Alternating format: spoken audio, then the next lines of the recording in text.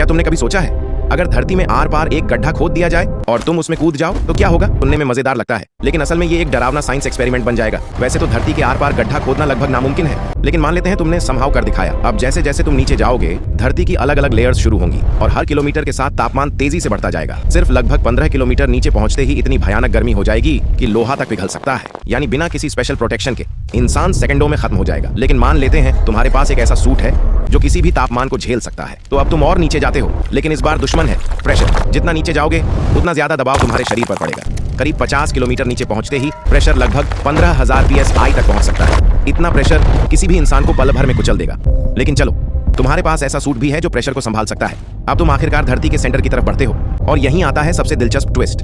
जैसे ही तुम अर्थ के बिल्कुल सेंटर को क्रॉस करोगे, ग्रेविटी की दिशा बदलने लगेगी। अब वो तुम्हें दूसरी तरफ खींचेगी, यानी तुम लगातार गिरते रहोगे और करीब 42 मिनट बाद धरती के दूसरी तरफ पहुंच जाओगे।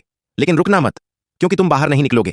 ग्रेविटी तुम्हें फिर वापस उसी गड्ढे में खींच लेगी और ये सिलसिला चलता रहेगा